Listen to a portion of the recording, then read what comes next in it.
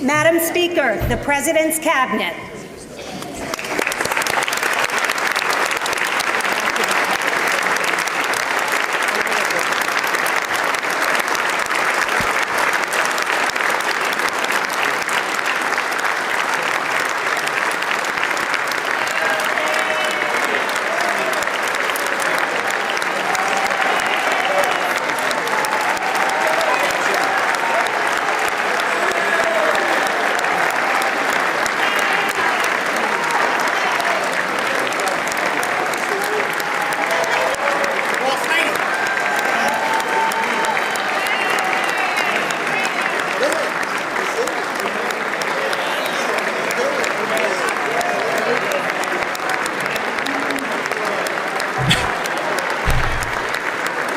What's the title? Oh, okay.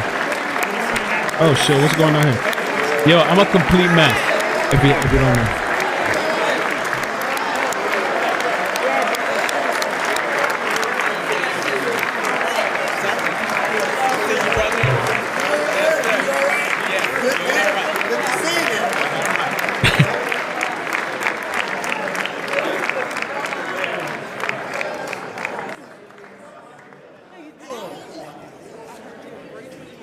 I can't smile too much. See, that's what happened last time. I was smiling and drinking, and they shut it down. What should I call you? What's up, man? How you guys? Can you guys hear me? Okay, you can hear me. Welcome. There's this like State of the Union thing going on. Jazz mentioned it on Discord, and apparently there's some sort of drinking challenge on Twitter too. They're talking about. Let me see real quick. I don't know what I'm not gonna even try to drink on this because I know last time I was popping a bottle, YouTube came here. There's nothing wrong with drinking, right? But they came and knocked me down with a strike. Said I was inciting, encouraging violence or some shit. It says here, official State of the Union drinking game. 1 drink, build back better, jobs, Russia/Putin, coughs. That's 1 drink. 2 drinks. Here's the deal. The C word, which I guess we're going to hear it over and over. Inflation. 3 drinks. Trump. Come on, man. January 6th.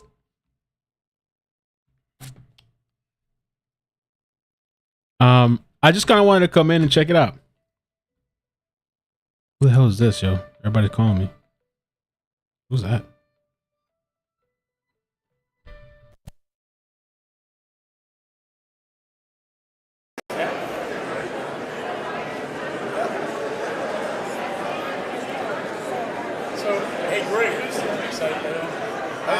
It's my 9th term. I don't really know who's coming out of the state.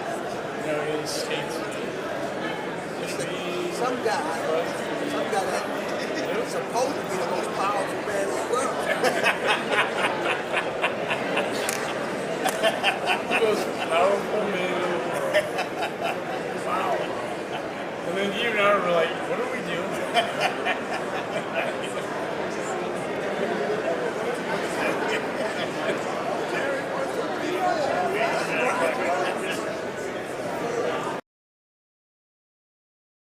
Muted. That was a call about like the Justin Sywick situation, the story, which I took all the screenshots that somebody sent me, but then it's all, sometimes people send you messages and there's no order to it. So literally now, and no like shade to the person. I really appreciate it, but it's kind of hard because now I have to go through every single screenshot and start labeling it and assuming this one's that one, going back and forth. I don't know. So that might take a little longer than I thought. What's up? How you guys doing, man? Welcome. Oh, did I finish reading the drinking game? I did, right? Yeah.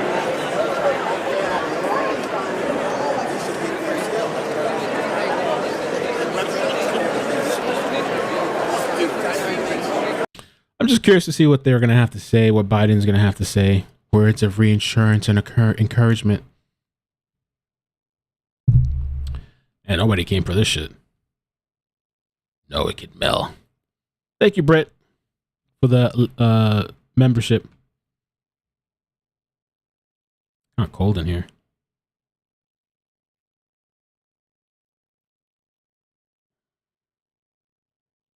Who deleted my comment?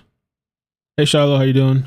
Jessica, Stacy, Jess, Amber, Emily, Lisa. I hope this is informative and good. I don't know. Maybe I should put some tags on this. Maybe this is a sign. I shouldn't cover this like political stuff, the politics.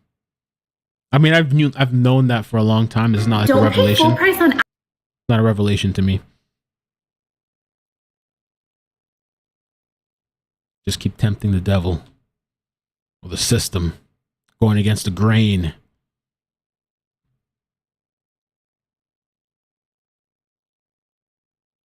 It's a big deal, right? It's affecting everybody, ain't it? Or could affect a lot of people. As soon as you're here, you're out. So it won't be a second round. It'll be a tight schedule up there.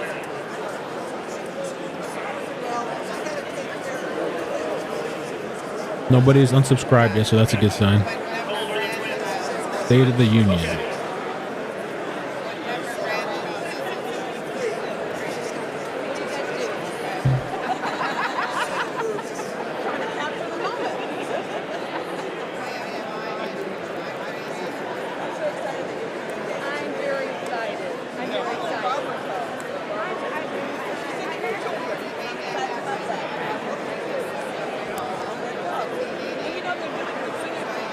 How long are these things usually? Hopefully it's not that long, right?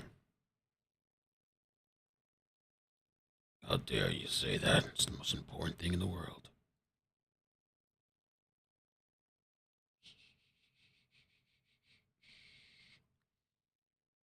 For the people that have been watching to the... Oh, there he is. There he is. Britt says, shot when he says literally to get wasted. President of the United States.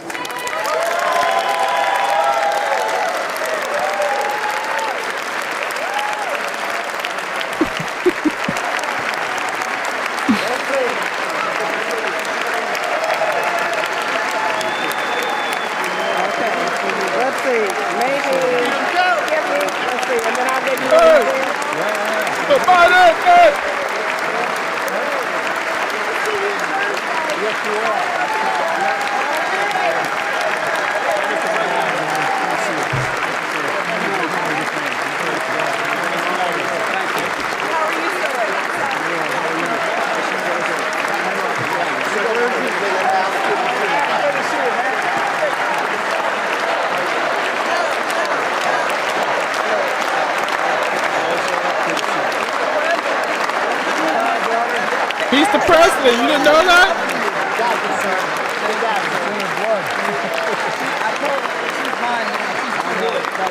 Let's see, man. I'm curious what we have to say.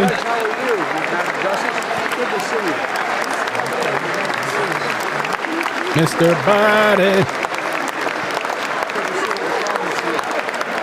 Kathy Simmons, thank you so much for the super chat. Appreciate it. Gracias.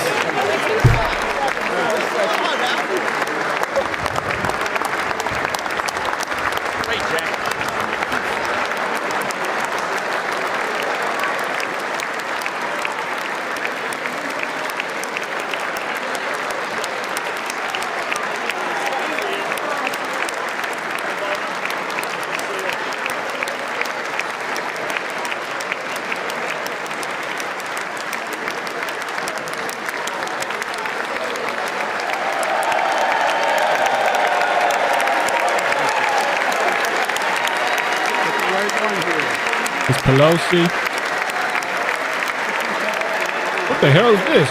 Which one y'all give me here? Oh, he's supposed to give it to them. Okay.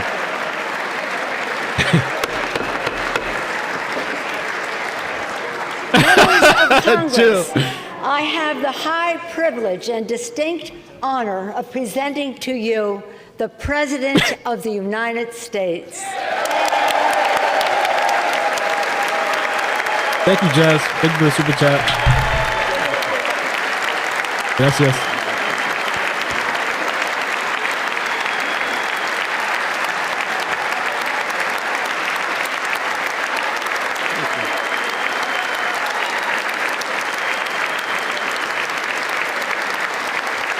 Thank you, thank you, thank you. Grab his seat, sit back, Thank relax. you all very much. Thank you, General. Thank you. Thank you. Thank you all very, very much. Thank you. Please. I don't know yet. What's the celebration Thank you about? so much.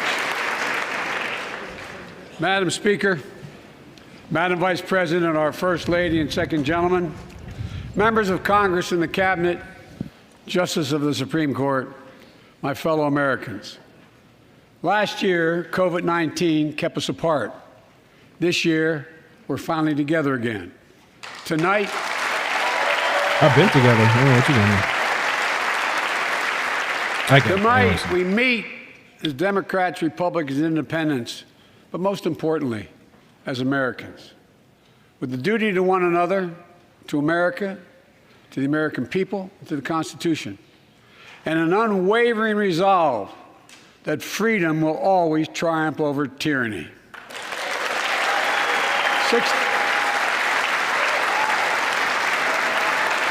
Thank you.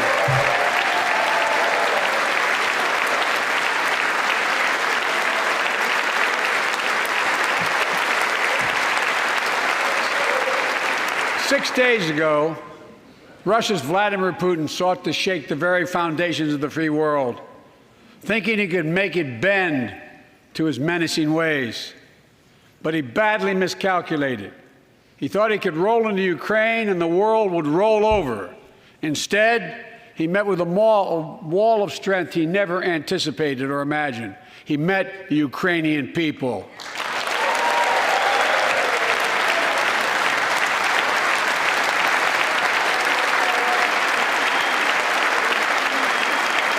And President Zelensky, to every Ukrainian, their fearlessness, their courage, their determination literally inspires the world. Groups of citizens blocking tanks with their bodies, everyone from students to retirees to teachers, turned soldiers defending their homeland. And in this struggle, President Zelensky said in his speech to the European Parliament, "Light will win over darkness." The Ukrainian ambassador to the United States is here tonight, sitting with the First Lady. Let each of us, if you're able to stand and send an unmistakable signal to the world of Ukraine. Thank you. Thank you, thank you, thank you.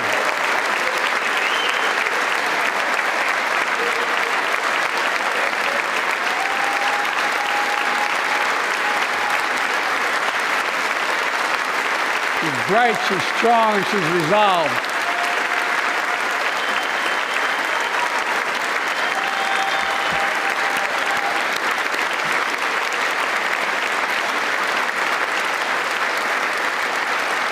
Yes, we, the United States of America, stand with the Ukrainian people. Throughout our history, we've learned this lesson. When dictators do not pay a price for their aggression, they cause more chaos. They keep moving, and the cost, the threats to America and America to the world keeps rising.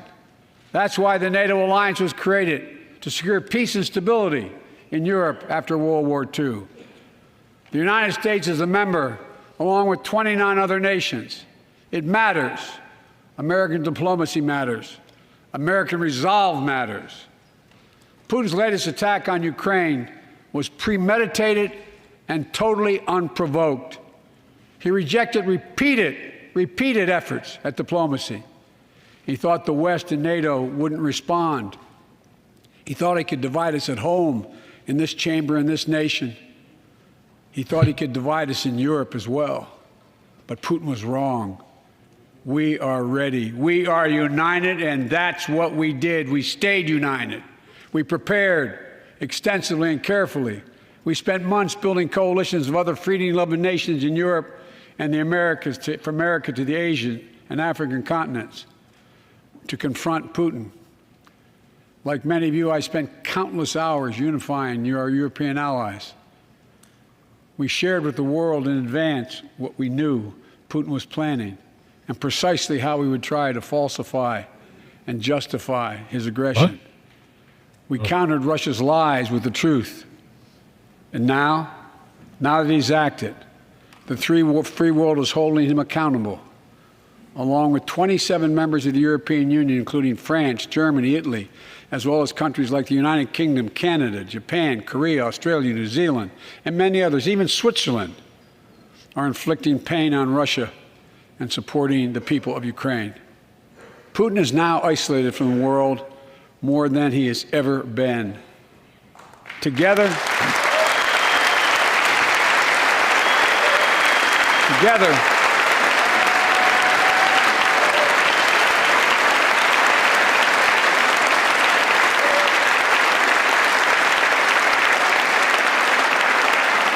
along with our allies, we are right now enforcing powerful economic sanctions. We're cutting off Russia's largest banks from the international financial system, preventing Russia's central bank from defending the Russian ruble, making Putin's $630 billion war fund worthless. We're choking Russia's access to technology that will sap its economic strength and weaken its military for years to come. Tonight, I say to the Russian oligarchs and the corrupt leaders who bilked billions of dollars off this violent regime, no more. The United States, I mean it.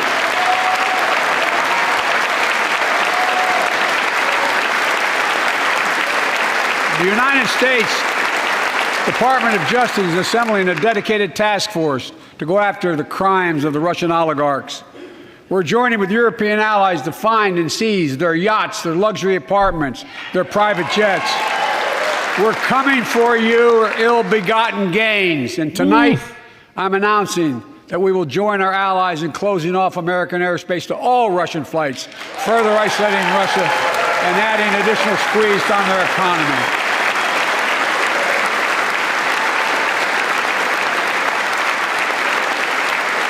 He has no idea what's coming. The ruble has already lost 30% of its value. The Russian stock market has lost 40% of its value, and trading remains suspended. The Russian economy is reeling, and Putin alone is the one to blame. Together with our allies, we're providing support to the Ukrainians in their fight for freedom. Military assistance, economic assistance, humanitarian assistance. We're giving more than $1 billion of direct assistance to Ukraine, and will continue to aid the Ukrainian people as they defend their country and help ease their suffering.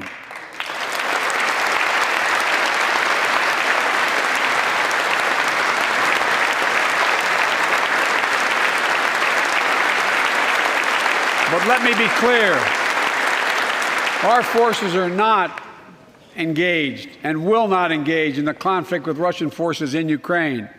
Our forces are not going to Europe to fight Ukraine, but to defend our NATO allies in the event that Putin decides to keep moving west. For that purpose, we have mobilized American ground forces, air squadrons, ship deployments to protect NATO countries, including Poland, Romania, Latvia, Lithuania, and Estonia. And as I've made crystal clear, the United States and our allies will defend every inch of territory that is NATO territory with the full force of our collective power. Every single inch.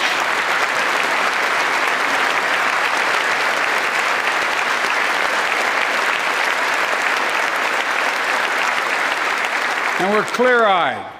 The Ukrainians are fighting back with pure courage.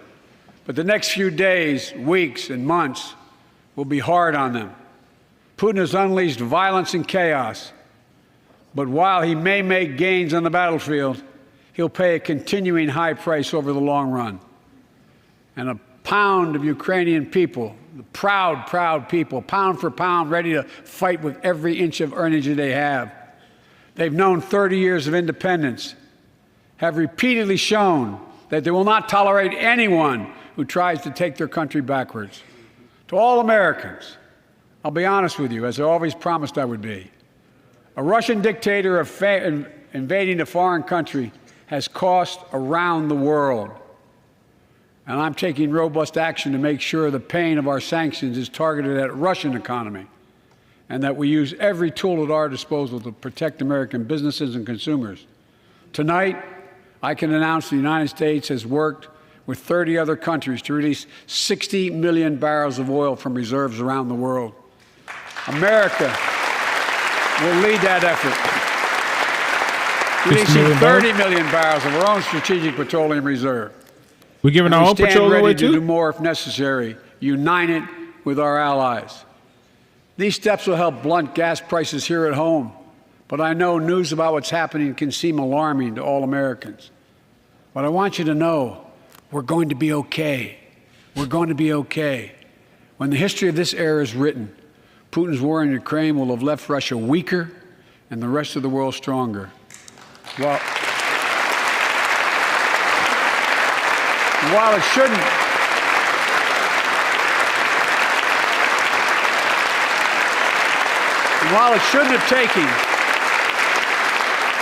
have taken something so terrible for people around the world to see what's at stake, now everyone sees it clearly. We see the unity among leaders of nations, a more unified Europe, a more unified West. We see unity among the people who are gathering in cities and large crowds around the world, even in Russia, to demonstrate their support for the people of Ukraine. In the battle between democracy and autocracies, democracies are rising to the moment, and the world is clearly choosing the side of peace and security. This is the real test, and it's going to take time. So let us continue to draw inspiration from the iron will of the Ukrainian people. To our fellow Ukrainian Americans who forged the deep bond that connects our two nations, we stand with you. We stand with you. Putin may circle Kyiv with tanks, but he'll never gain the hearts and souls of the Iranian people. He'll never extinguish their love of freedom, and he will never weaken the resolve of the free world.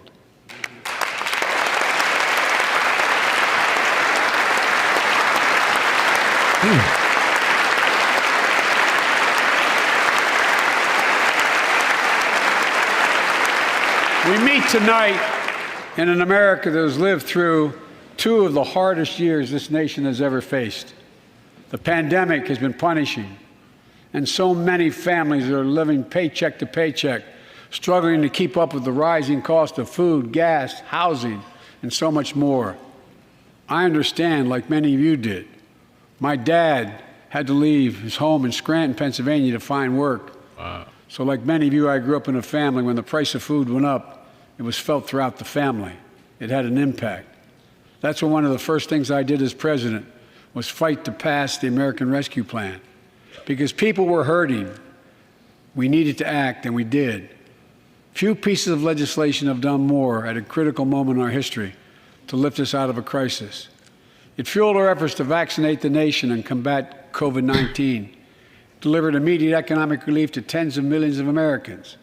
It helped put food on the table. Remember those long lines of cars waiting for hours just to get a box of food put in their trunk? It cut the cost of health care insurance. And as my dad used to say, it gave the people just a little bit of breathing room. Unlike the $2 trillion tax cut passed in the previous administration that benefited the top 1% of Americans, the American Rescue Plan helped working people and left no one behind. There you go. There's the key. Folks,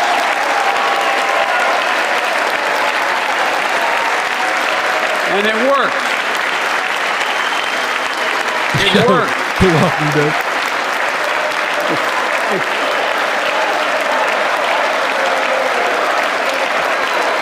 I've never seen them this happy before. This is interesting. It worked. We created jobs, lots of jobs. In fact, our economy created over 6.5 million new jobs just last year. More jobs in 1 year than ever before in the history of the United States of America. The economy grew at a rate of 5.7 last year, the strongest growth rate in 40 years. And the first step in bringing fundamental change to our economy that hasn't worked for working people in this nation for too long. For the past 40 years, we were told The tax break for those at the top and benefits would trickle down and everyone would benefit. But that trickle-down theory led to a weaker economic growth, lower wages, bigger deficits, and a widening gap between the top and everyone else in nearly a century. Look, Vice President Harris and I ran for office, and I realize we have fundamental disagreements on this, but ran for office with a new economic vision for America. Invest in America, educate Americans, grow the workforce, build the economy from the bottom up and the middle out, not from the top down, because we know. Because we know. You got to take a shot.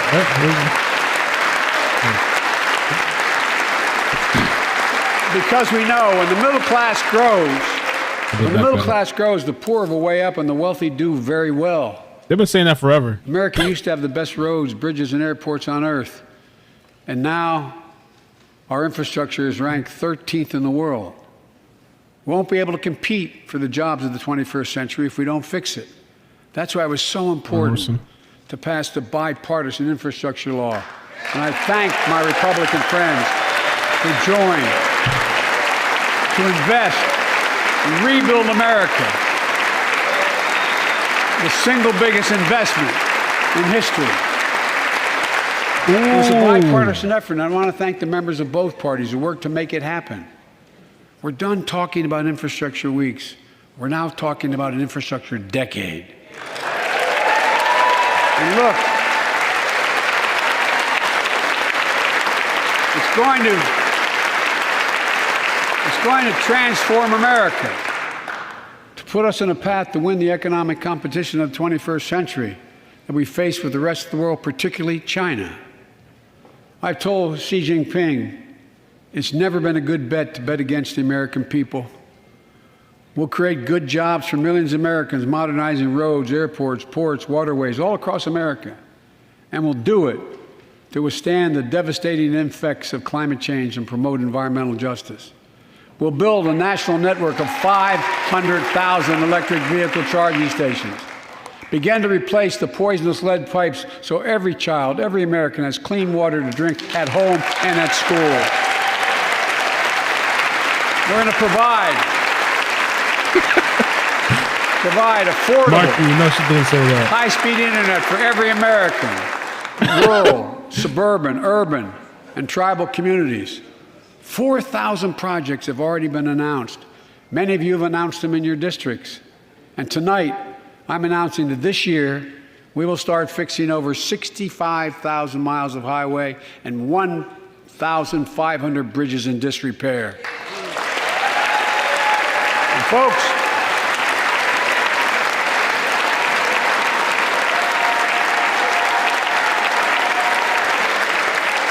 when we use taxpayers' dollars to rebuild America, we're going to do it by buying America.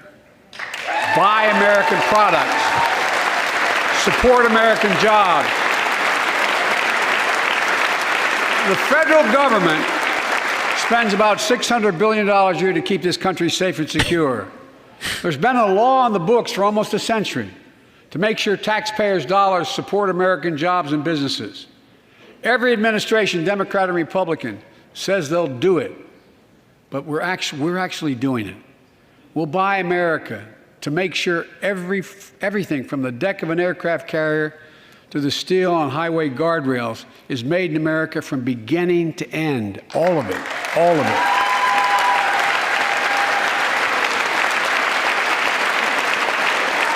But folks,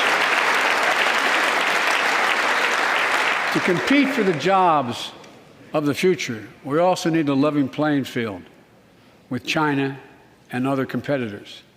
That's why it's so important to pass the Bipartisan Innovation Act sitting in Congress that will make record investments in emerging technologies and American manufacturing. We used to invest almost 2% of our GDP in research and development. We don't now. China is. Let me give you one example why it's so important to pass. If you travel 20 miles east of Columbus, Ohio, you'll find 1,000 empty acres of land. It won't look like much, but if you stop and look closely, you'll see a field of dreams. the ground on which America's future will be built. That's where Intel, the American company that helped build Silicon Valley, is going to build a $20 billion semiconductor megasite, up to 8 state-of-the-art factories in one place, 10,000 new jobs. And in those factories, the average job about $135,000 a year. Some of the most sophisticated manufacturing in the world to make computer chips the size of a fingertip, that power the world in everyday lives, from smartphones, technology, the internet, technology that's yet to be invented. But that's just the beginning. Intel CEO Pat Gelsinger, who is here tonight, I don't know where Pat is. Pat, there you go, Pat, stand up.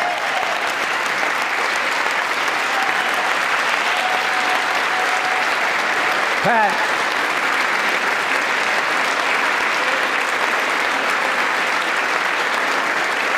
came to see me, and he told me they're ready to increase their investment from $20 billion to $100 billion. That would be the biggest investment in manufacturing in American history. And all they're waiting for is for you to pass this bill. So let's not wait any longer. Send it to my desk, I'll sign it, and we'll really take off in a big way. Yo, he's sleeping. Folks, Oh, no, he's on his phone. He's on his phone. Intel is not alone. There's something happening in America. They're spending more time on Just this look than around and Ukraine. you'll see an amazing story. The rebirth of pride that comes from Ukraine's just a plug. stamping products made in America. The revitalization of American manufacturing. Companies are choosing to build new factories here when just a few years ago they would have gone overseas. That's what's happening. Ford is investing $11 billion in electric vehicles, creating 11,000 jobs across the country. GM is making the largest investment in its history, $7 billion to build electric vehicles, creating 4,000 jobs in Michigan. All told, 369,000 new manufacturing jobs were created in America last year alone. Money, money, money. That's all this is about. Folks, It's an advertisement.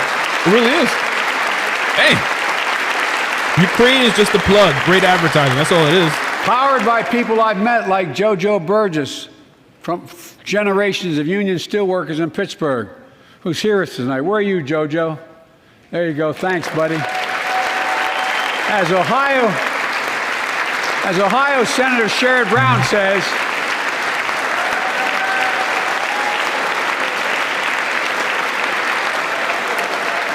Sherrod Brown says it's time to bury the label Rust Belt.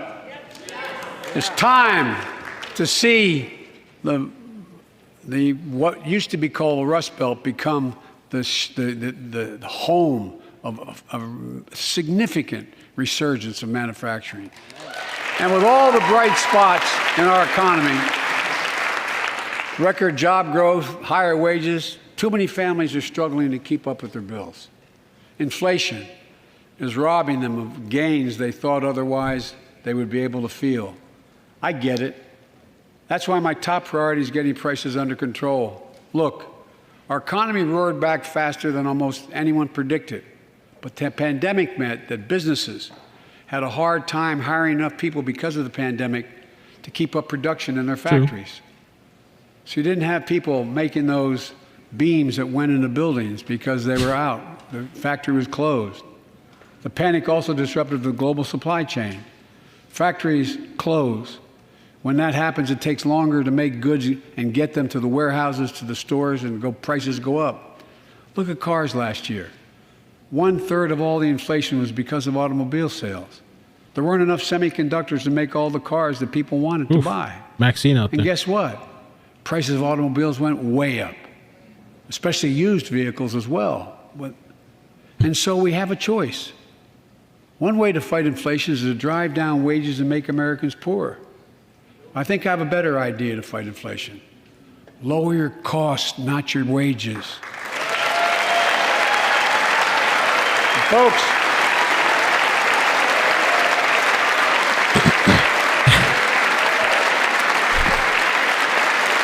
that means make more cars and semiconductors in America, more infrastructure and innovation in America, more goods moving faster and cheaper in America, more jobs where you can earn a good living in America. Instead of relying on foreign supply chains, let's make it in America. Look, economists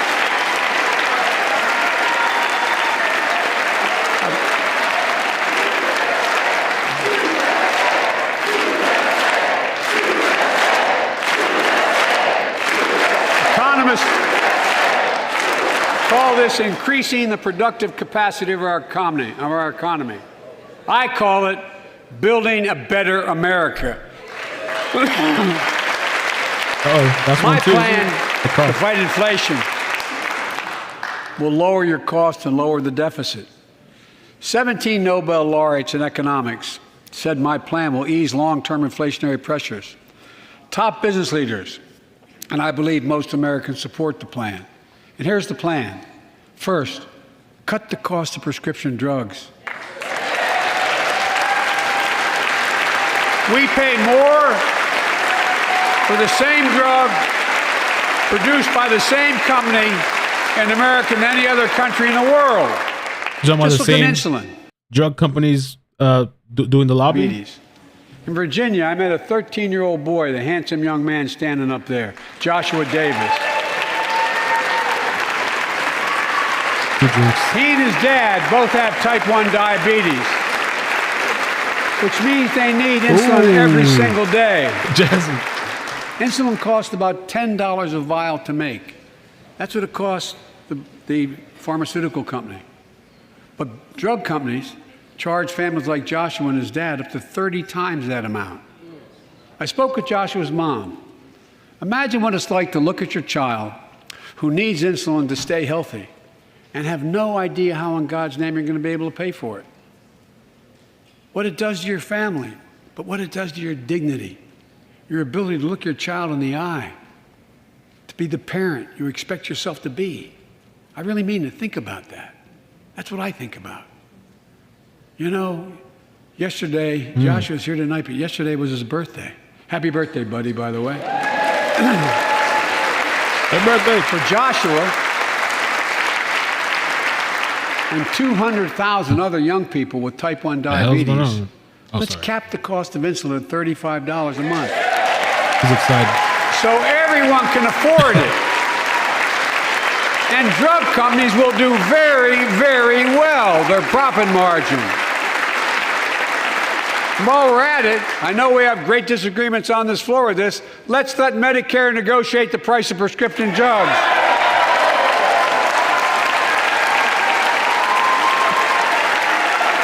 They already set the price for VA drugs. Look, the American Rescue Plan is helping millions of families with Affordable Care Act plans to save them $2,400 a year on their health premiums. Let's close the coverage gap and make these savings permanent. And second,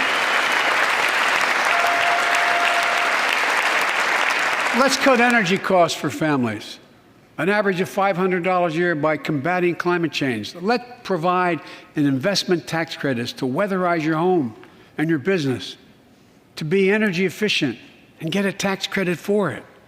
Double America's clean energy production in solar, wind, and so much more. Lower the price of electric vehicles, saving another $80 a month that you're not going to have to pay at the pump. Folks, while the prices go up. The third thing we can do to change the standard of living for hardworking folks is cut the cost of child care. Cut the cost of child care. Folks, if you live in a major city in America, you pay up to $14,000 a year for child care per child. I was a single dad for 5 years, raising 2 kids. I had a lot of help, though. I had a mom, a dad, a brother, and a sister that really helped. But middle class and working folks shouldn't have to pay more than 7% of their income to care for the young children. My plan would cut the cost of child care in half for most families. How? I want to know. And help parents, including millions of women who left the workforce during the pandemic because they couldn't afford child care, to be able to get back to work, generating economic growth. But my plan doesn't stop there. It also includes home and long-term care, more affordable housing, pre-K for 3- and 4-year-olds. All these will lower costs for families. Wow. And under my plan, nobody, let me say this again, nobody earning less than $400,000 a year will pay an additional penny in new taxes. Not a single penny.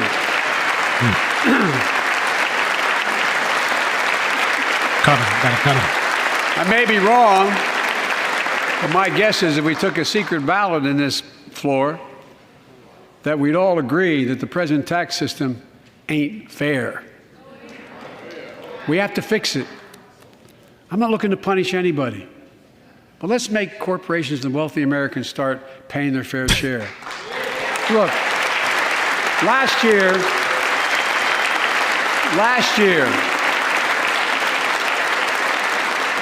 and like Chris Coons and Tom Carper and my distinguished Congresswoman, we come from the land of corporate America.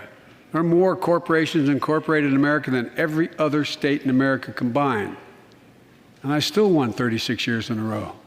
The point is, even they understand they should pay just a fair share. Last year, 55 of the Fortune 500 companies earned $40 billion in profit and paid zero in federal taxes. Now look, it's not fair. That's why I proposed a 15% minimum tax rate for corporations. And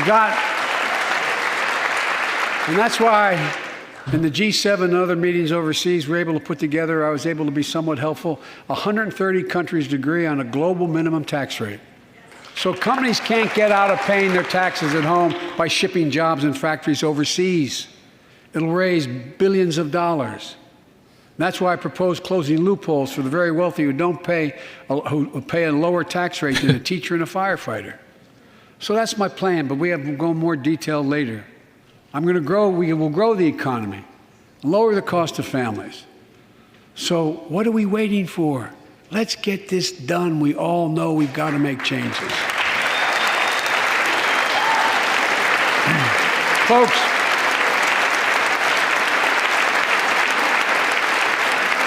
and while you're at it, confirm my nominees for the Federal Reserve, which plays a critical role in fighting inflation. My plan will not only lower costs and give families a fair shot, it will lower the deficit. The previous administration not only ballooned the deficit with those tax cuts for the very wealthy and corporations, it undermined the watchdogs, the job of those to keep pandemic relief funds being wasted. Remember we had those debates about whether or not those watchdogs should be able to see every day how much money was being spent, where was it going to the right place? But in my administration, the watchdogs are back. And we're going to go after the criminals who stole billions of relief money meant for small business and millions of Americans. And tonight I'm announcing that the Justice Department will soon name a chief prosecutor for pandemic fraud. Pandemic fraud. Oh.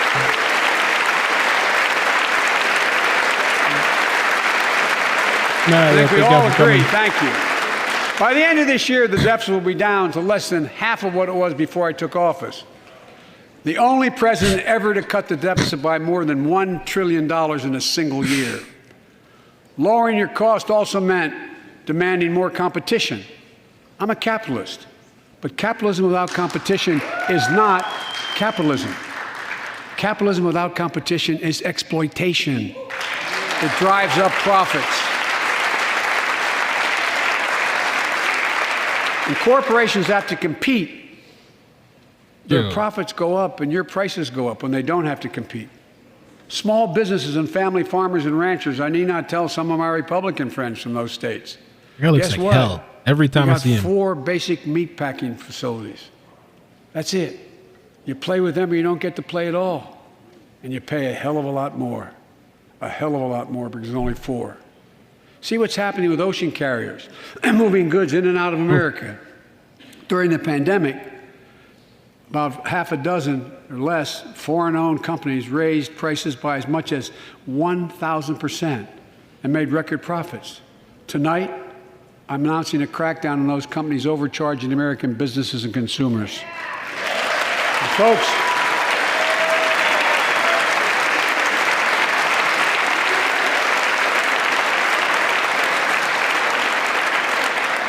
and as Wall Street firms take over more nursing homes, quality in those homes has gone down and costs have gone up. That ends on my watch.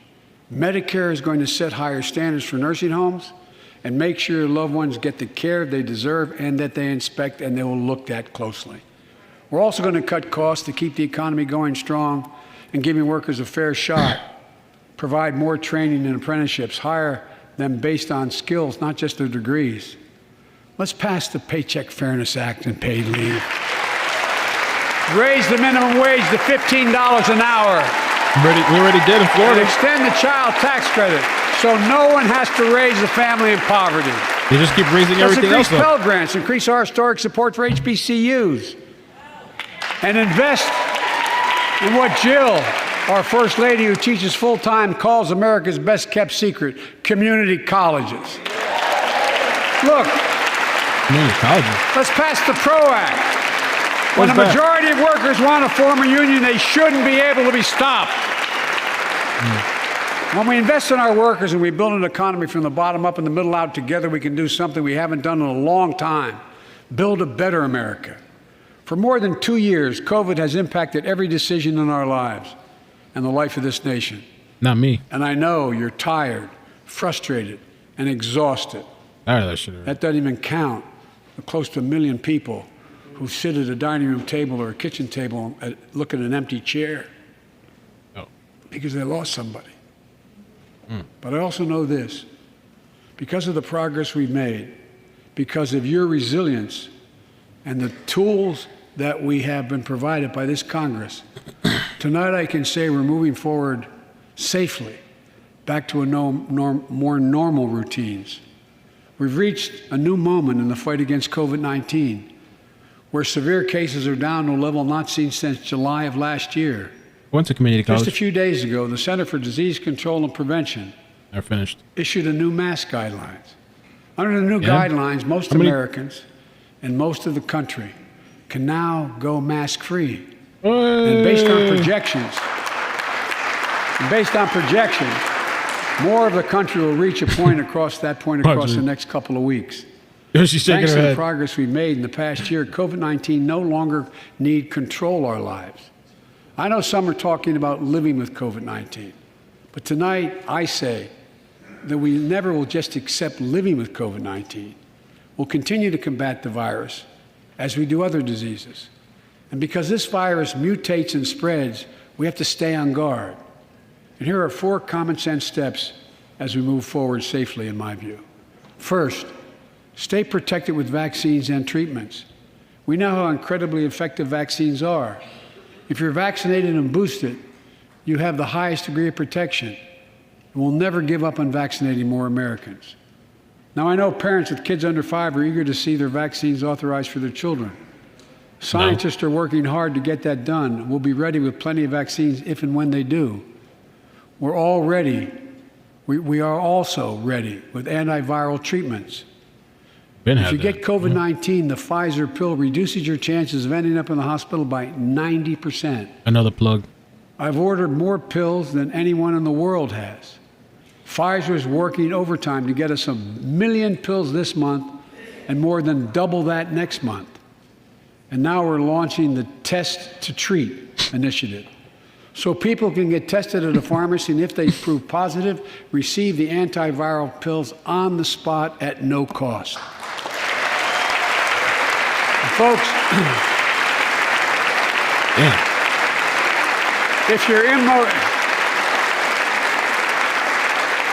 immunocompromised or have some other vulnerability, we have treatments and free high-quality masks. We're leaving no one behind or ignoring anyone's needs as we move forward. On testing, we've made hundreds of millions of tests available, and you can order them for free to your doorstep. And we've already ordered free tests. If you already ordered free tests tonight, I'm announcing you can order another group of tests. Go to covidtest.gov starting next week, and you can get more tests. Is there 6 Second, shots now? we must prepare for new variants. Over the past, we've gotten much better at detecting new variants. If necessary, we'll be able to develop new vaccines within 100 days instead of maybe months or years. And if Congress provides the funds we need, we'll have new stockpiles of tests, masks, pills ready if needed.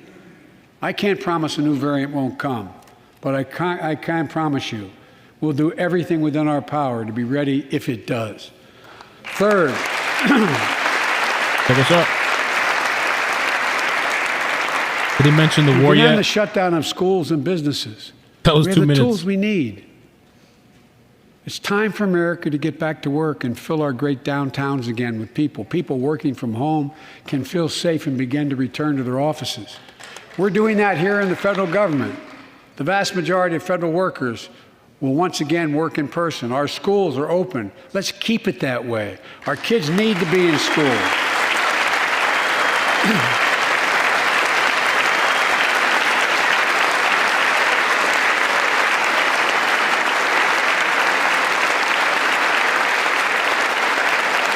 With 75% of adult Americans fully vaccinated and hospitalizations down by 77%, most Americans can remove their masks and stay in the classroom and move forward safely. We achieved this because we provided free vaccines, treatments, tests, and masks. Of course, continuing this costs money, so I'll not surprise you. I'll be back to see you all. And I'm going to soon send a request to Congress. The vast majority of Americans have used these tools and may want again. We may need them again. So I expect Congress, and I hope you'll pass that quickly. Fourth, we'll continue vaccinating the world. We've sent 475 million vaccine doses to 112 countries, more than any nation on earth. We won't stop because you can't build a wall high enough to keep out a vaccine. The vaccine can stop the spread of these diseases. You know, we've lost so much in COVID-19. Time with one another. The worst of all, the loss of life. Let's use this moment to reset. So stop looking at COVID as a partisan dividing line. See it for what it is, a god-awful disease. Oof. Let's stop seeing each other as enemies and start seeing each other for who we are, fellow Americans. Look,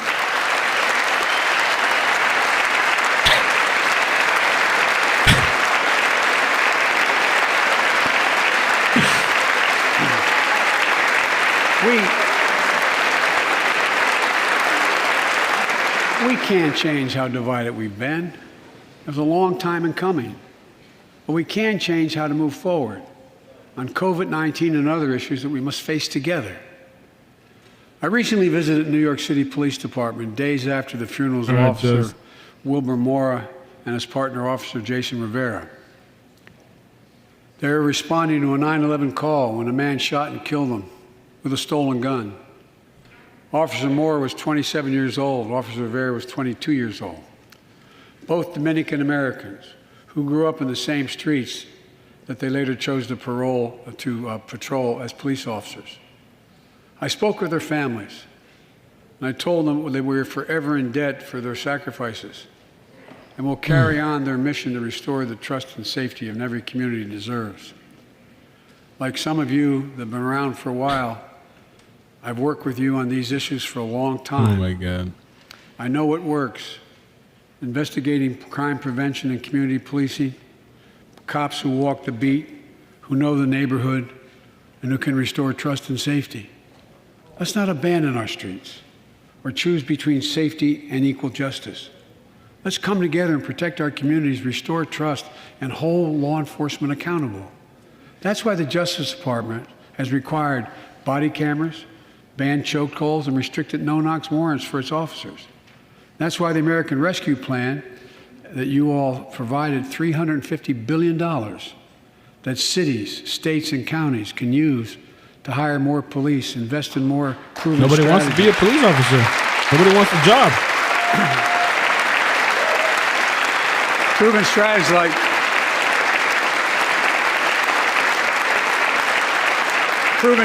like community violence interruption, trusted messengers, breaking the cycle of violence and trauma, and giving young people some hope. We should all agree the answer is not to defund the police. It's to fund the police. Oh, canceled. Fund What? them. Fund them. What? When did this happen? I thought it was defund. Fund them with resources and training. Resources and training they need to protect our communities. I ask Democrats and Republicans alike to pass my budget and keep our neighborhoods safe. And we'll do everything in my power to crack down on gun trafficking of ghost guns that you can buy online, assemble at home, no serial numbers, can't be traced. They got I ask Congress to pass proven measures to reduce gun violence. Pass universal background checks. Why should anyone on the terrorist list be able to purchase a weapon? Why? Why? And folks, ban assault weapons with high-capacity magazines that hold up to 100 rounds. You think the deer are wearing Kevlar vests? Look, repeal the liability shield that makes gun manufacturers the only industry in America that can't be sued. The only one. Imagine had we done that with the tobacco manufacturers. These laws don't infringe on the Second Amendment. They save lives. The most fundamental right in America is the right to vote and have it counted. And look, it's under assault. In state after state, new laws have been passed. Not only to suppress the vote, we've been there before, but to subvert the entire election. We can't let this happen. Tonight I call on the Senate to pass the Freedom to Vote Act, pass the John Lewis Act, Voting Rights Act. To vote? If people can't vote, While you're at it, pass the Disclose Act so Americans know who's funding our elections. Look, tonight, I like to honor someone who dedicated his life to serve this country. Justice Breyer, an Army veteran, constitutional scholar, retiring Justice of the United States Supreme Court. Justice Breyer, thank you for your service. Thank you, thank you, thank you. I mean it. Get up, stand, let them see you. Thank you.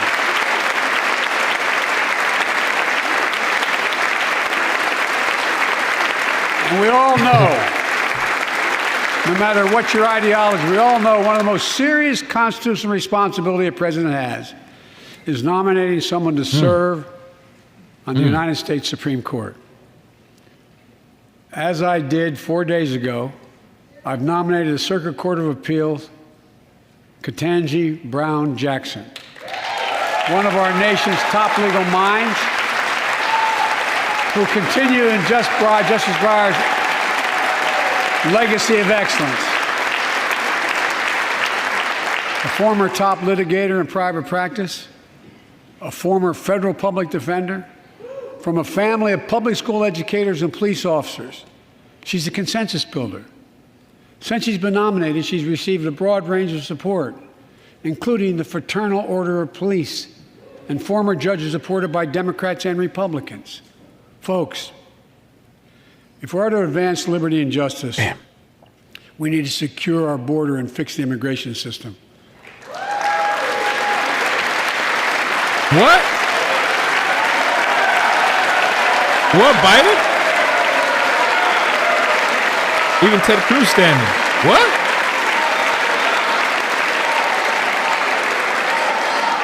And as you might guess, I think we can do both.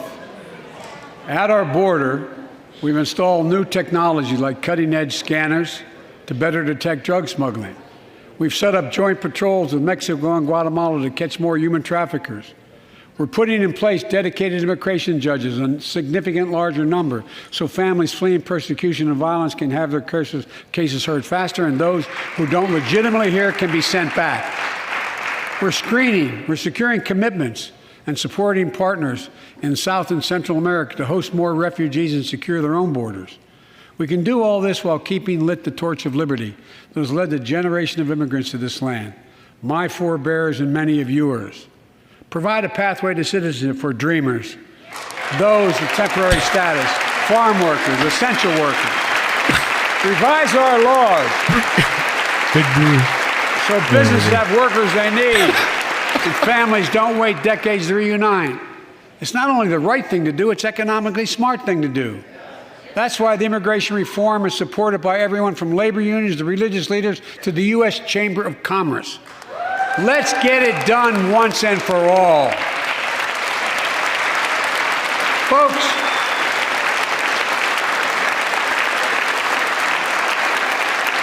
advancing liberty and justice also requires protecting the rights of women. The constitutional right affirmed by Roe v. Wade, standing precedent for half a century, is under attack as never before. If you want to go forward, not backwards, we must protect access to health care, preserve a woman's right to choose, and continue to advance maternal health care for all Americans. And folks, for our LGBTQ plus Americans, let's finally get the Bipartisan Equality Act to my desk. The onslaught of state laws targeting transgender Americans and their families, it's simply wrong.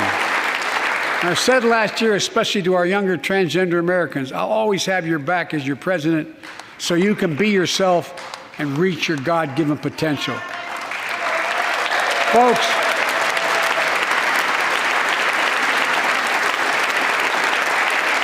as I've just demonstrated, while it often appears we do not agree, and that we do agree on a lot more things than we acknowledge. I signed 80 bipartisan bills into law last year, from preventing government shutdowns, to protecting Asian Americans from still too common hate crimes, to reforming military justice, and will soon be strengthening the Violence Against Women Act that I first wrote 3 decades ago. It's important. It's important for us to show the nation we can come together and do big things. So tonight I'm offering a unity agenda for the nation.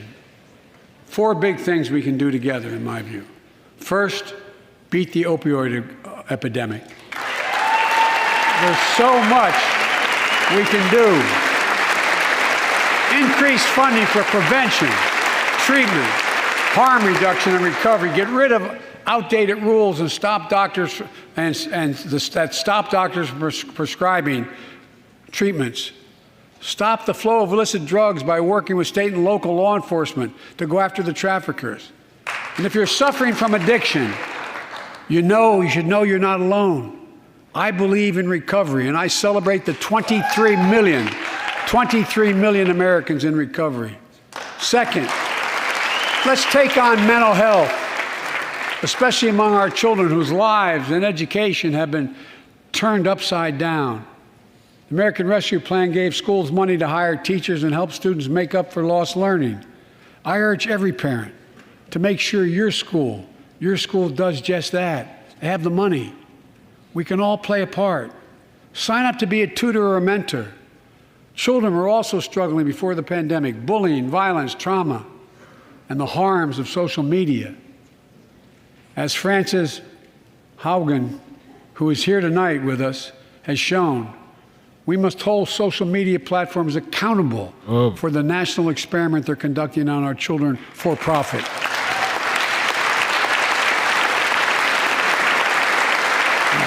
Folks, thank you. Thank you for the courage you showed. That's the Facebook person that... It's time to strengthen privacy protections. Ban targeted advertising to children. Demand tech companies stop collecting personal data on our children. And let's get all Americans the mental health services they need. More people can turn for help, and full parity between physical and mental health care if we treat it that way in our insurance. Look,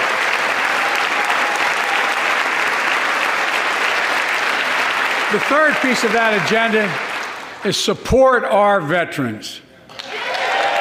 Veterans are the backbone and the spine of this country. They're the best of us. I've always believed that we have a sacred obligation to equip those we send to war and care for those in their family when they come home. My administration is providing assistance in job training, housing, and now helping lower-income veterans get VA care debt-free. And our troops in Iraq and Afghanistan have faced many dangers, one being stationed at bases breathing in toxic smoke from burn pits. Many of you have been there. I've been in and out of Iraq and Afghanistan over 40 times. These burn pits that incinerate waste, the waste of war, medical and hazardous material, jet fuel, and so much more. And they come home, many of the world's fittest and best trained warriors in the world. Never the same. Headaches, numbness, dizziness. A cancer that would put them in a flag-draped coffin. I know. One of those soldiers was my son, Major Bo Biden. I don't know for sure if the burn pit that he lived near, that his hooch was near in Iraq and earlier than that in Kosovo, is the cause of his brain cancer, the disease of so many other troops. But I am committed to find out everything we can, committed to military families like Danielle Robinson from Ohio, the widow of Sergeant First Class Heath Robinson. He was born a soldier, Army National Guard, combat medic in Kosovo and Iraq, stationed near Baghdad, just yards from burn pits the size of football fields. Danielle is here with us tonight. They love going to Ohio State football games.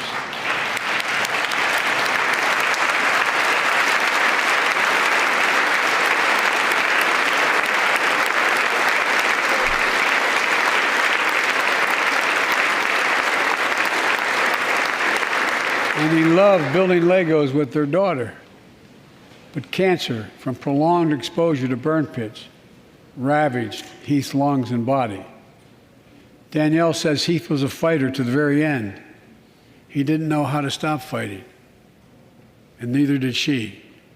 Through her pain, she found purpose to demand that we do better. Tonight, Danielle, we are going to do better. The VA is pioneering new ways of linking toxic exposure to disease, already helping more veterans get benefits. And tonight, I'm announcing we're expanding eligibility to veterans suffering from 9 respiratory cancers. I'm also calling on Congress to pass a law to make sure veterans devastated by toxic exposure in Iraq and Afghanistan finally get the benefits and the comprehensive health care they deserve.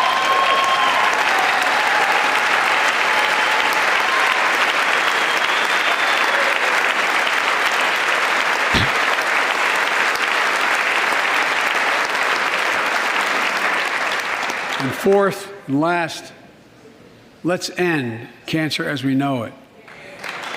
This is personal. I've been saying that forever, too.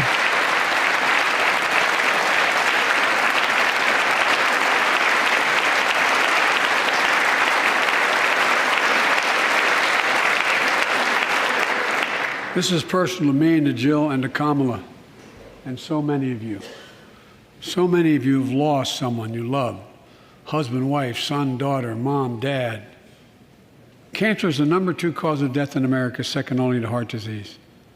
Last month, I announced the plan to supercharge the cancer moonshot that President Obama asked me to lead 6 years ago. Our goal is to cut cancer death rates by at least 50% over the next 25 years, and I think we can do better than that. Turn cancers from death sentences into treatable diseases. More support for patients and their families. To get there, I call on Congress to fund what I call ARPA-H, Advanced Research Projects Agency for Health, patterned after DARPA and the Defense Department.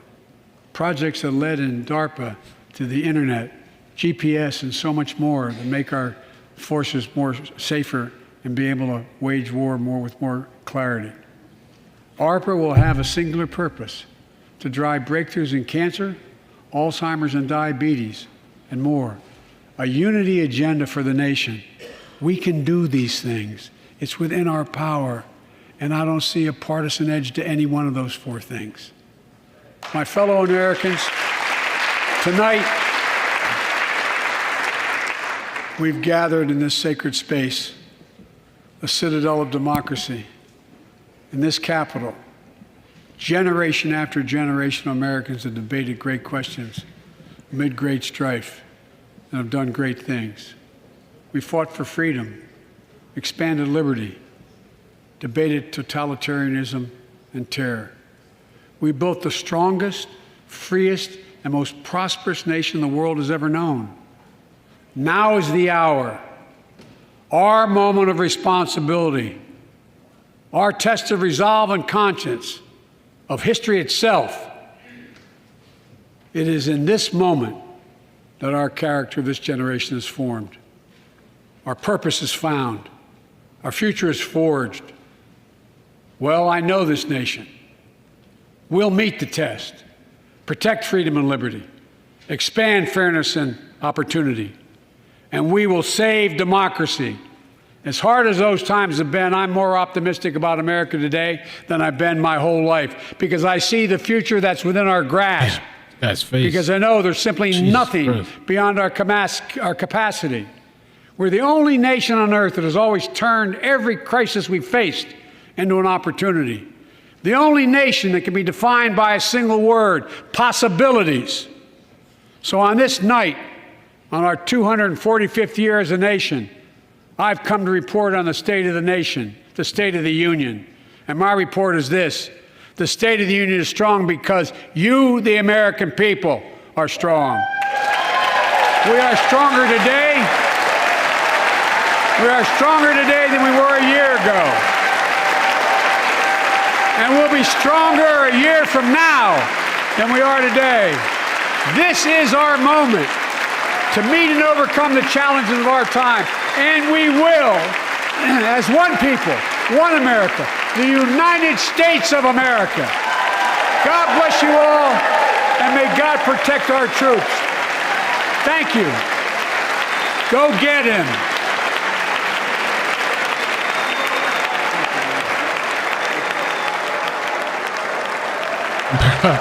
I've never seen Nancy that happy before.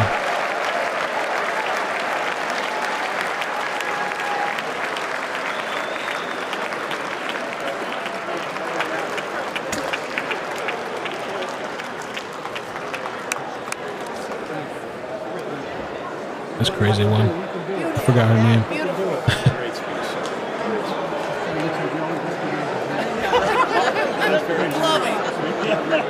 This is what it's like to be with the elite in the upper echelon.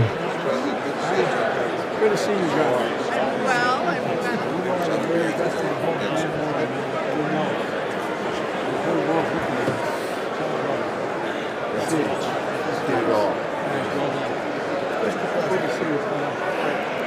Great job. Great job. Go get who? That's a great compliment coming from you, kid. Oh, it's Maxine. Thank you, thank you. Well done, Mr. President. Great clothes. Thank you, man. Well done, Mr. President. Well done. Thanks again for coming to Colorado. Thank you, man. Tommy. It's formalities. Did it again. Good job.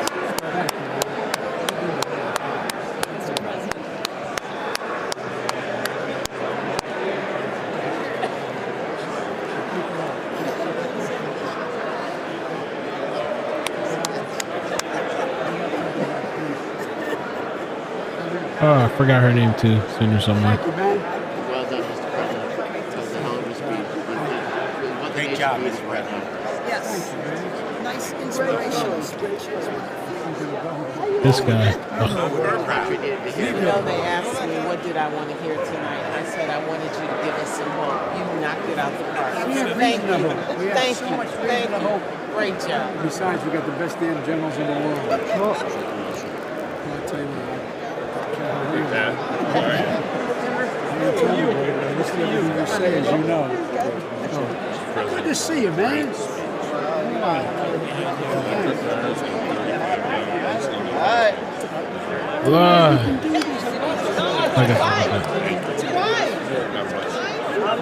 This is the reason why we cut Charlie. I'm serious. He is. She's been at it for a while. I don't know. I was a little disappointed as far as the Russia and Ukraine thing. A couple of things that I saw real quick before we head out. And by the way, I'm still waiting. I spoke to there's quite a few things. I spoke to Jen as far as the Ethan Crumley thing, the trials and stuff. There's no date set right now. People are wondering about that. That video we did the other day, the 8-hour stream, was the first time doing that. I really enjoyed that. I spoke to people about that. People like that a lot too. So once that trial thing starts, that's what we're going to be doing. But right now, there's no trial date. Another thing, and I got several emails and DMs. So, and I'll probably just make a separate video and talk about this, but the Cal City boys still missing. So finally, murder charges were filed against the adoptive father, Orrin and Orson West. Some other people here might not know that. They might. Just things that are brewing. But a stunning development has occurred in the case missing California City brothers, Orrin and Orson, with the murder charges filed Tuesday against Trezell West, their adoptive father. Trezell West was not listed in custody as of 5 p.m. He was charged with 2 counts of second-degree murder, 2 counts of willful cruelty to a child, and falsely reporting an emergency. So I guess that was BS. Orrin and Orson was reportedly last seen December 21st, 2020, playing outside the home where they lived with the adoptive parents, and so on and so forth. So, you know, maybe I'll make a little video covering that. That's pretty big though. That's pretty big development. Oh, and then a couple other things real quick.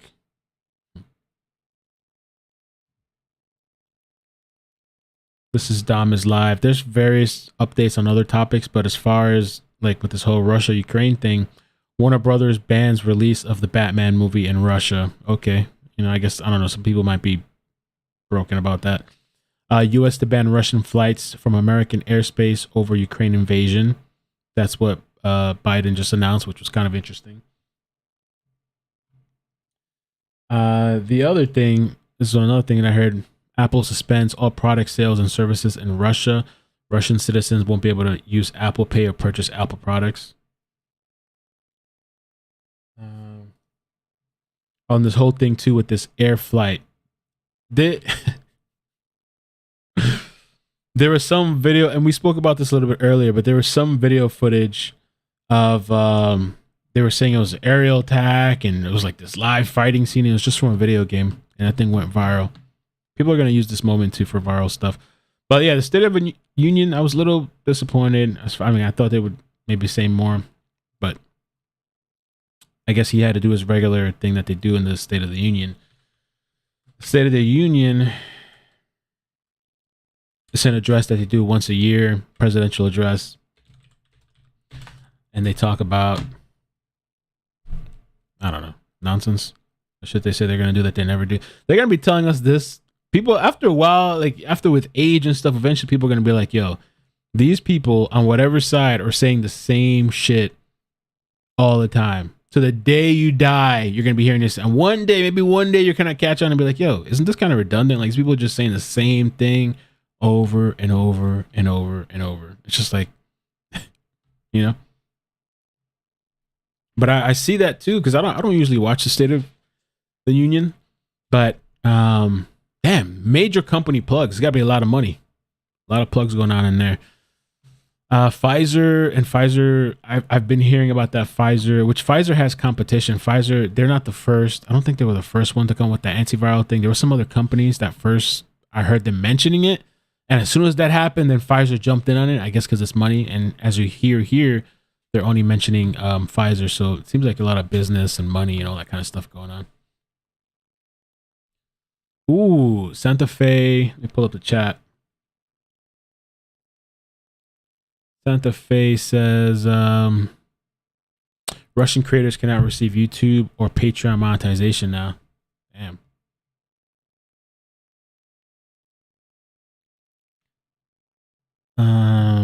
And what? Oh, somebody said, "What's up for tomorrow?" I don't know. I really don't know. That's a good question. I'm gonna have to figure that out.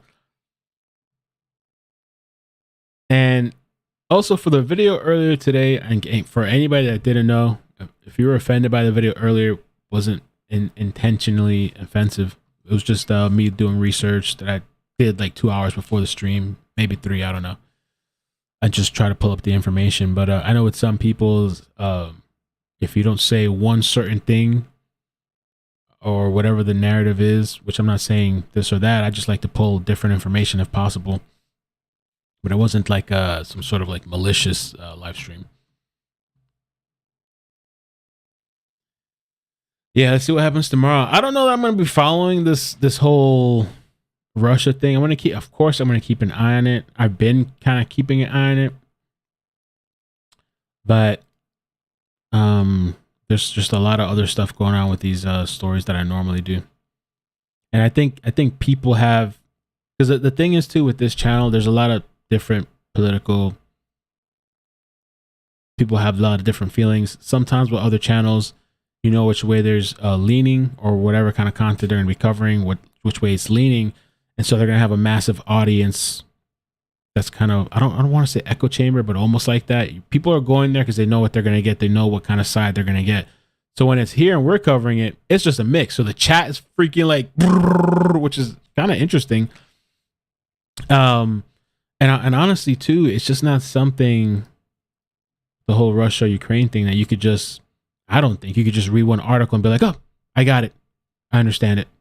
No, it's pretty confusing. I mean, you got to have to kind of go down and read, and then you have to really kind of compare. And it really is where, depending on where you get your information from, is the story you're going to get.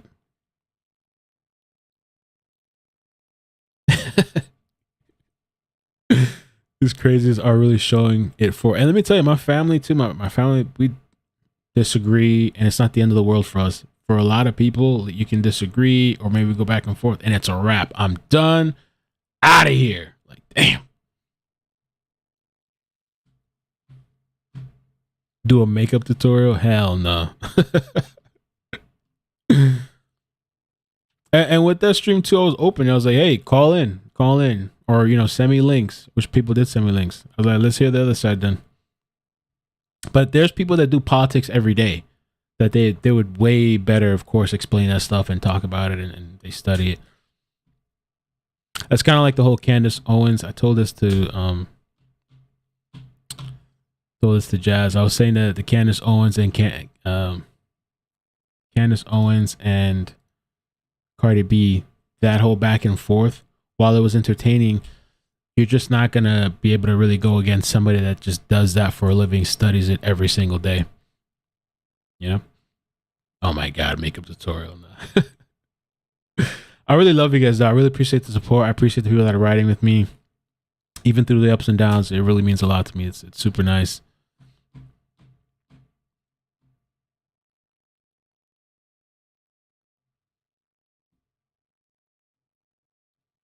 And you got to experiment. You definitely got to experiment. So, but my thing that I'm looking forward to as far as live streams, I'm really looking forward to the Ethan Crumley thing. It was just, I had a good time. It was really interesting to watch the trial. It wasn't the trial. It was the hearing or something, the preliminary hearing. I thought it was really interesting. We had a good time in the chat. Made it like an all day thing. Hartley, you're canceled.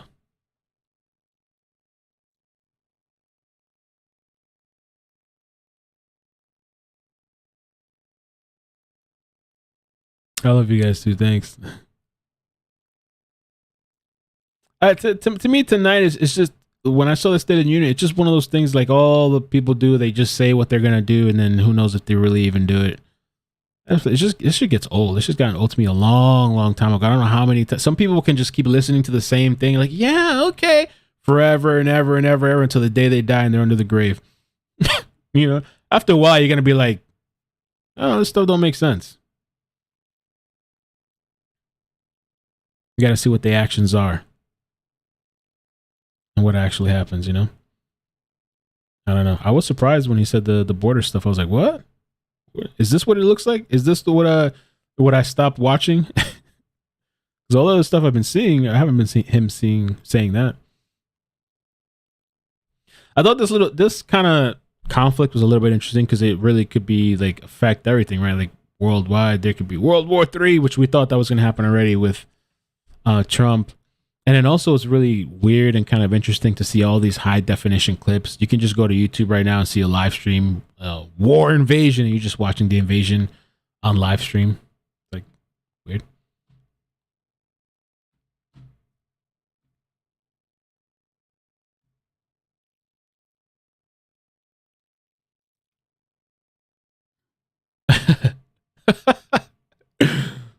Okay, let me do this. All right, let's do this. You want to do a quick poll before we head out? I don't know how to title it. Biden's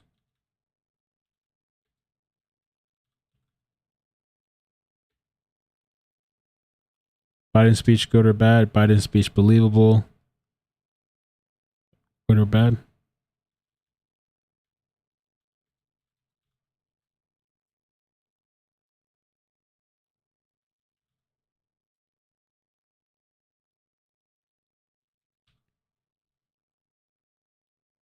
I was surprised too when Ted Cruz got up. I was like, "What? He's gonna get canceled for that." And then the Russia Ukraine thing. I don't know that I'll really be streaming it again, but there is somebody that I spoke to that said she was gonna try. Schedules are kind of mixed up and tied up, but she was gonna try to come on. I don't mind that too. If somebody has a channel and they want to come on and like just do a little, I don't know, 5 minutes, 10 minutes, explain the history, I can plug in the channel, vice versa, blah blah blah. That's fine too. Are we are we voting on Russia propaganda?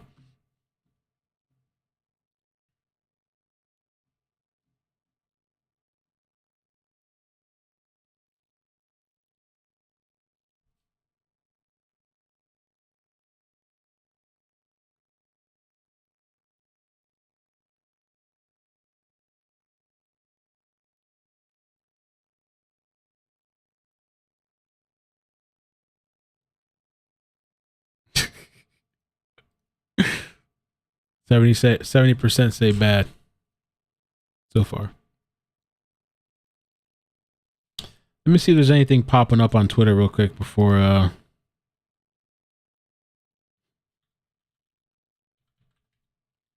Russia.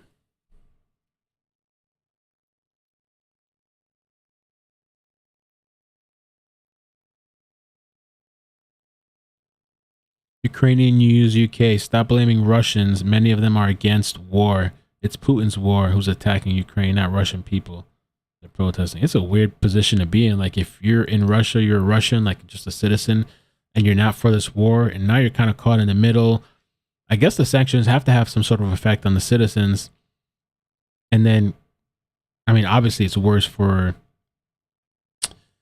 Ukraine and for the people caught up in the middle too.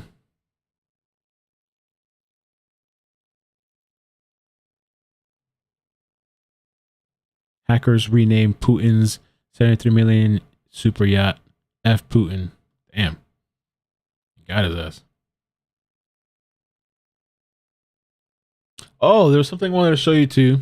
They're calling this disturbing news. I don't know. Something about, let me show you this real quick. AU disturbed by reports of Africans stopped from escaping Ukraine. So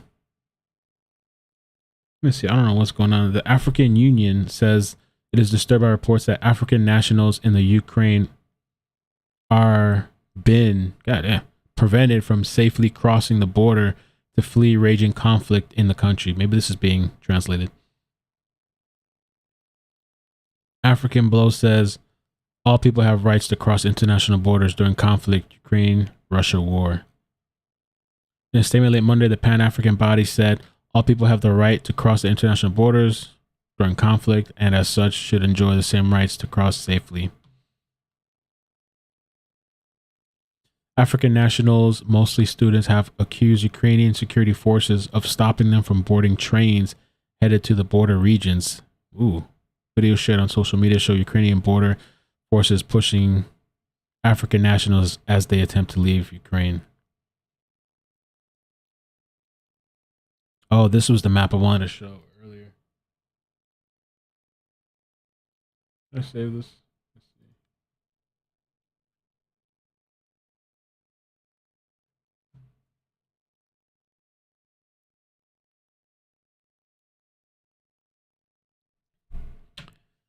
At least 520,000 people have fled Ukraine into Poland and other neighboring countries in the wake of Russia's invasion.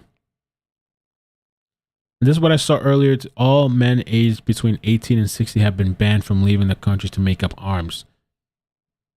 I asked about that. Somebody told me that's what was going on, but somebody else said it's not. I don't know. Poland, Slovakia, Hungary, Romania. Everybody's trying to get out.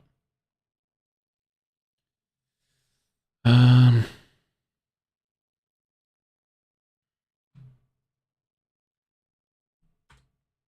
little tired. Let's see.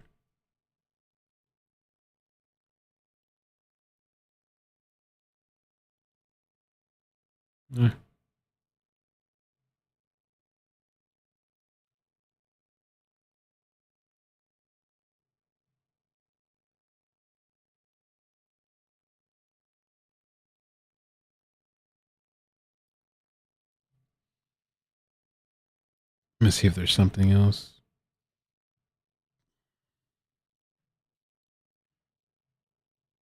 I've been seeing TikToks of our military getting crab legs. Damn. Panda says I was reading that there are different stories going around as to why. Some say their country isn't providing them a way out. Some say it's Ukrainian forces. Some say it's Poland stopping it. Yeah, it's just really hard to tell. I mean, I don't know. It's really shifting through the information. There was a Reddit post too with a bunch of information. It's just hard. It's really hard to follow.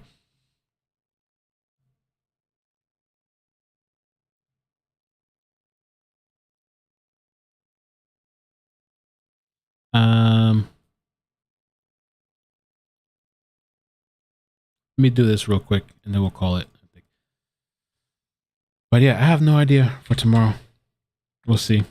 And I'm supposed to call somebody back about the Justin Sywick thing. That Justin Sywick story is not everything, obviously not everything what we seem it is or think it is. I don't know.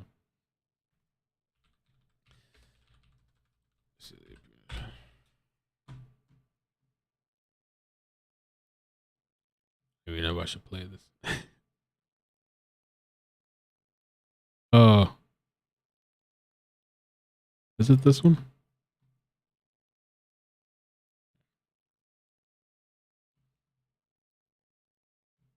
I wanted to just give you a real quick example of what's happening concerning this thing with Russia and Ukraine. And sorry, I just don't believe the media, what they're saying about it. And I don't believe our government. They lie about everything. Look what they did to Donald Trump. All lies. Oh, Lord. All lies.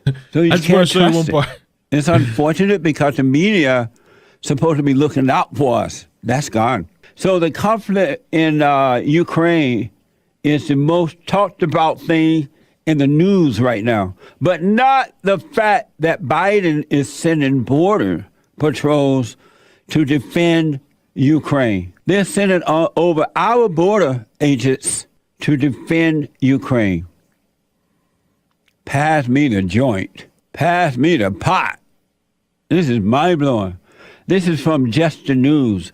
The Biden administration is seeking to divert Customs and Border Protection officers from the southern border crisis to help process people fleeing the Russian assault on Ukraine. Isn't that amazing? And here is some, it's mind-blowing. I know some of you are shaking your head like, Lord have mercy. What's next? Here are some examples of why you can't trust the media. And now all these people in the media, the experts and everybody, oh, Russia, I got to go and help Ukraine. Ukraine. This is from Revolver. Supposed footage of an ace Ukraine fighter pilot shooting down a Russian jet was actually determined to be footage from a video game. Isn't that amazing? It was like all everywhere. And people like, oh my God. And people falling for it. Revolver has also reported the viral story that 13 Ukrainian soldiers made a courageous last stand on an island was a hoax. How are you going to trust what you see in the news? You're on your own, whether you realize it or not. You're on your own. You're on your own. Let me show you this this one video here too. Just want to skip past some of this. Somebody said I think he's already on the pot. This is from the Revolver. Some female by the name of. Have you guys seen this? The whole Putin's mother. She said what'd she say? She wishes she was the mother, his mother, or something. She calls herself an actress, right? Adeline McCord, C-O-R-D, McCord. Think that if she were Vladimir Putin's mother, things would have turned out differently. She's right about that. Putin would already be up in hell. Watch this. Dear President Vladimir Putin, I'm so sorry that I was not your mother. If I was your mother, you would have been so loved, held in the arms of joyous light. Never would the stories plight the world unfurled before our eyes, a pure No, Jesse is the originator of Amazing. Amazing. That's where I got that from. demise. I actually bought one. I used to have one of his shirts, but I kind of messed it up. Of nations sitting peaceful under a night sky. If I was your mother, the world would have been warm. So much laughter and joy, and nothing would harm. I can't imagine the stain, the soul-stealing pain that the little boy you must have seen and believed, and the formulation of thought quickly taught that you lived in a cruel, unjust world. Is this why you now decide no one will get the best of you? If I was your mother, if the world was cold, I'd have died to make you warm. I'd have died to protect you from the unjust, the violence, the terror, the uncertainty. I would have died to give you life. Oh, dear Mr. President Putin, if only I'd been your mother. Perhaps you would hold dear human life, and on this night, instead of Mother Russia, you would call me. And I would set your mind quite free with the love that only a mother can give, and only a mother can take away. What a psycho. How would you like for that to be your mother?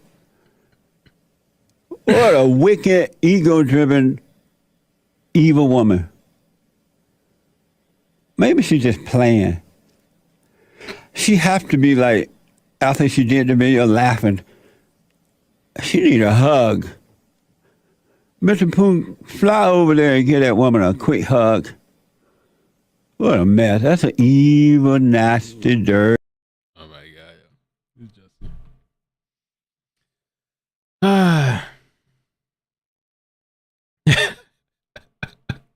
It's crazy when all these, when crazy situations happen, chaos and everything, it always brings out crazy people too. That people kind of turn out. It's been a lot, right? These last couple of years, all this stuff, the virus. Now we got this war stuff. For unrelenting, it's always something. Shelby says she's being sarcastic. She did good though. If she's being sarcastic, yeah, you just don't know these days. People are just nuts.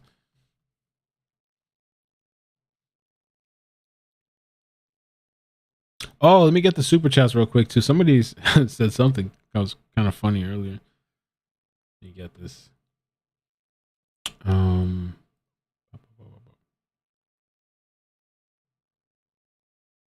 Let's see. I got just earlier. Oh, it was just Jazzy said, if you're mad about his policy, send your stimulus money back. That'll show him. Oh, man.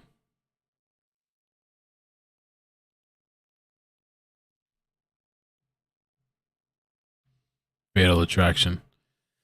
Anyway, man, I guess I'm gonna get some rest tonight.